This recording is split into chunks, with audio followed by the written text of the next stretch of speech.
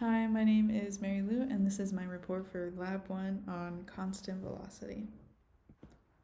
I'm going to be going through an introduction, tracker analysis of a golf ball moving at constant velocity, computational model of constant velocity, the results, and a discussion. Our goal is to observe the motion of an object, which is the golf ball, that is moving at the same speed without changing direction. I'm going to demonstrate the fundamental principles of Newton's second law, and we're going to compare the observed motion to predicted motion generated by a computational model. We're going to ignore air resistance, force of friction, and any other axis movement of the object. Our system is the moving object, and our surroundings is everything else. Our results will be that the ball will move at a constant velocity, meaning same speed, direction, and a net force of 0 to the left.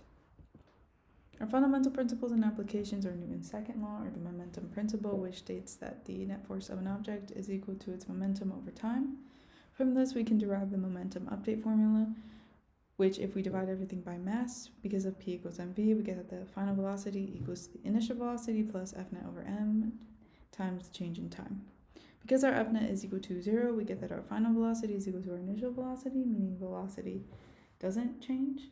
And we have the position update formula, which says that the final position is equal to initial position plus final velocity times change in time. We're going to record constant motion of an object along a flat surface without changing direction. We're going to import the video of observed motion into Tracker and use it to track and extract the object's position over time, and edit the glow script starter code using the momentum principle and other fundamental principles to accurately model the object's motion. We're going to compare the graphs from the observed and predicted motion in a combined graph. The video I imported to Tracker shows the constant velocity of a golf ball on a flat surface. The diamonds represent the center of mass of the ball, which is used to accurately get its position over time. From the data in Tracker, we can see that our observed start time is 0 seconds and our end time is 1 second. We can get our initial position, and we can use that to calculate our initial velocity using the change in position over the change in time.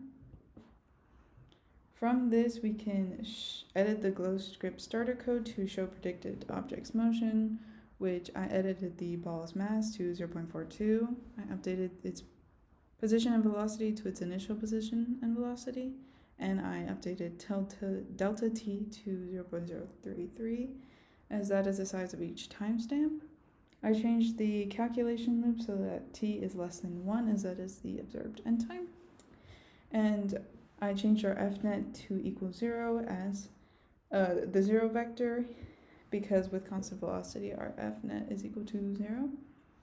I changed the ball's velocity in line 59 to the velocity update formula, and the line 60 to the ball's position update formula. When I run this code, we get a visual that shows the ball's motion, and we also get a position versus time graph that shows a linear slope, which shows the constant velocity, and we can also see that in the velocity versus time graph. From this, we can create a model from both Tracker and GlowScript using their individual datas, and we can see that they both follow a similar downward slope trend line that supports the assumption of constant velocity motion.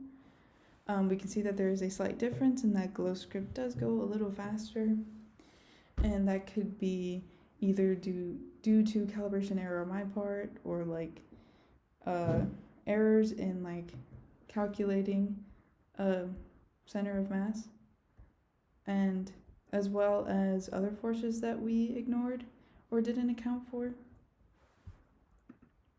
For the discussion portion, we asked, what if we flip the axis? If the axes were flipped, no real change would occur except for the slope of the graph. We would in turn have a positive slope. And how many pushes and pulls, or how many forces are being added together to give 0 net force? And even though the object is moving at a constant velocity, which means that the net force is 0, we can't actually tell how many individual forces are acting on it just from that motion alone. Multiple forces could be canceling each other out, but without more information, we can't figure out exactly how many. Thank you.